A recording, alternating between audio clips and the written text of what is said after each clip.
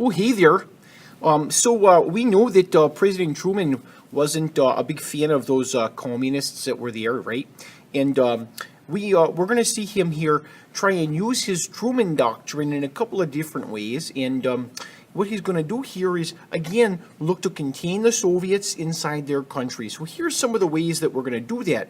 This doctrine that Harry Truman comes up with essentially says to the rest of the world, that we're going to fight communism wherever it's going to spread. So we're going to see several different ideas, one of them being the Truman Doctrine, that is going to try and see wherever the commies are going to spread, we're going to get right in there and we're just going to push them right on back. That's the plan. So one of the places that we're going to see that happen is Iran. Let me just show you kind of where that fits. So here's a big old map of the Soviet Union. You can see the Soviet Union right here, all in red. These are the little states inside the Soviet Union, kind of like we have Pennsylvania, and Connecticut and whatnot. So we have the Soviet Union here in dark red, and of course in pink we have the satellite nations that have to follow Soviet policies and ideas. And here, down at the bottom, we have Iran. And what the Soviet Union wants to do is turn Iran into a satellite nation. The idea is that since Iran has a lot of oil, that if they're a satellite nation, the Soviets can control more of the world's oil reserves and deny it to the West, to those democratic, capitalist countries that they just don't like.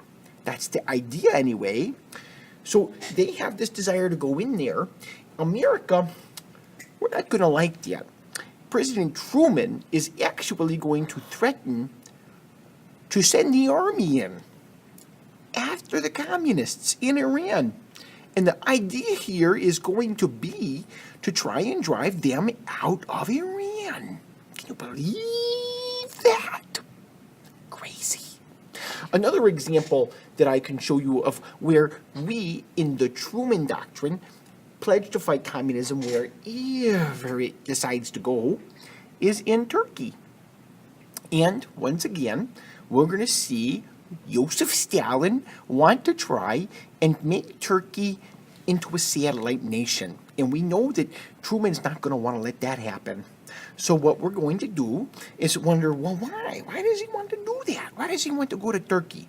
And the idea there is that if he can go to Turkey, well, then Joseph Stalin is going to be able to get some things. He's going to be able to get a warm water port. So he can just move his ships right on down here and his navy anytime he wants. That's why he wants what he calls the Dardanelles Straits as part of Turkey.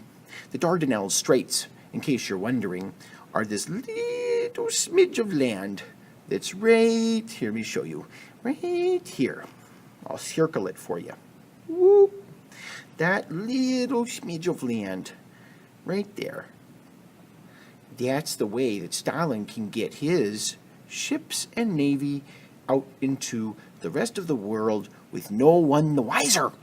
So Truman's going to do whatever he can to keep Turkey from becoming a satellite nation, because then the Soviets can send their navy and their trade wherever they want 12 months out of the year.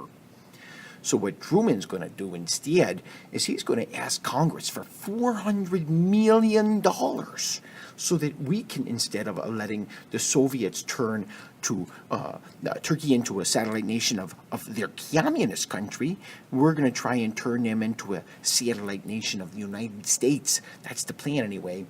But both of these examples, whether it's denying the Soviets Iran's oil or the Dardanelles Straits in Turkey, the whole goal here is to keep communism from spreading. You just want to keep it all locked up. So that's